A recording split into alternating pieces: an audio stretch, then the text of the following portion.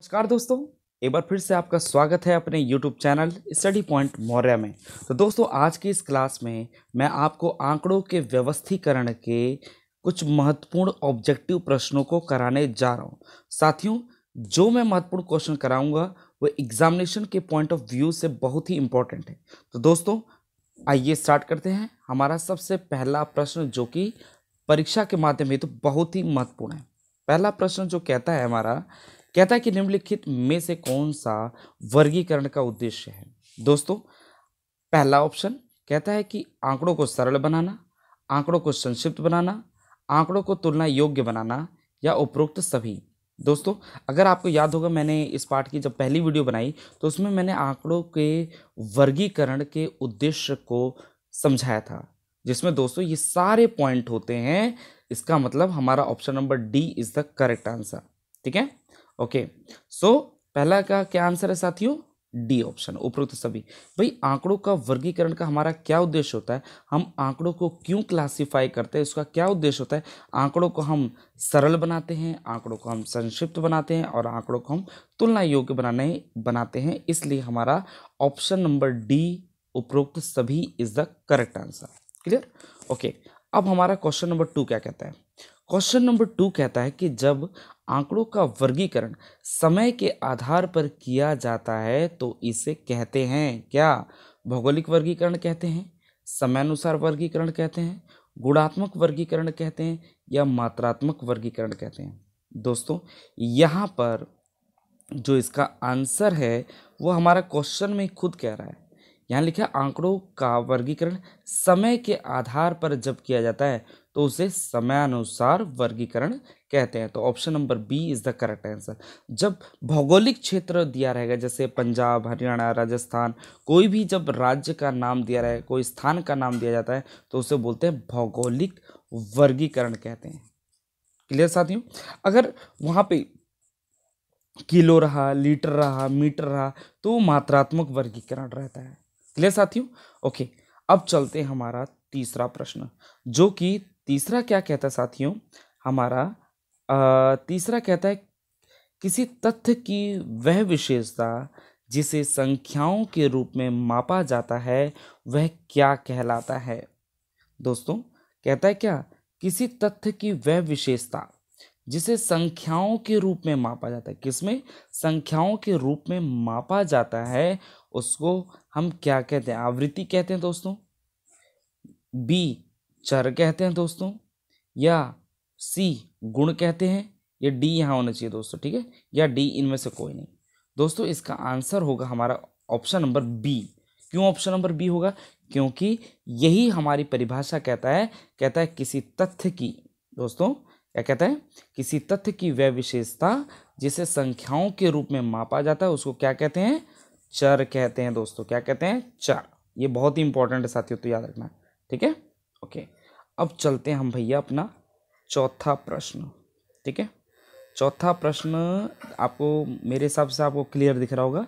चौथा प्रश्न कहता क्या है कि वह श्रृंखला जिसमें प्रत्येक वर्गांतर की ऊपरी सीमा के मूल्य स्तर वाली मद उस वर्गांतर में सम्मिलित नहीं होती को कहते हैं। दोस्तों, यहाँ पे हमारा जो चौथा प्रश्न कहता है कि मैं एक बार पेंसिल निकाल लूँ आपके लिए। हाँ, कहता है कि वह श्रृंखला जिसमें प्रत्येक वर्गांतर की ऊपरी सीमा के मूल्य स्तर वाली मद उस वर्गांतर में शामिल नहीं होती। मैंने आपको बताया था 10 से 15, ठीक, ये, और यहाँ पे 15 से 20। क्लियर हो गया? ये हमारे वर्गांतर है। कहता है कि प्रत्येक वर्गांतर की ऊपरी सीमा का मूल्य, ऊपरी सीमा यानी मूल्य स्तर वाली मद उस वर्गांतर में सम्मिलित नहीं होती। अगर देखो दोस्तों, यहाँ पे 15 है, यहाँ पे भी 15 है, तो मैंने आपको जो पिछली वीडियो में बताया था कि अपवर्जीय श्रृंखला में क्या होता है, किसी वर्ग की ऊपरी सीमा दूसरे वर्ग की निचली सीमा बन जाती है। तो 15 यहाँ पे भी है, 15 यहाँ पे भी है। अगर वैल्यू रही 15 तो दोस्तों आप किस में शामिल करेंगे? इस ऊपरी सीमा वाले में नहीं शामिल करेंगे, बल्कि निचली सीमा वाले वर्ग में शामिल करेंगे।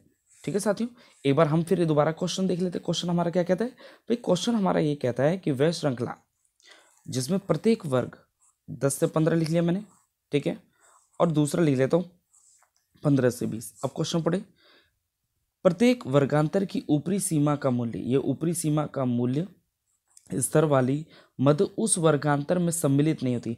अब भाई मैंने क्या कहा, यहाँ पे 10, 11, 12, 13 और 14 ये 5 वैल्यू इसमें शामिल होंगी, और जो 15 वैल्यू होगी दोस्तों ये निचली सीमा में शामिल होगा।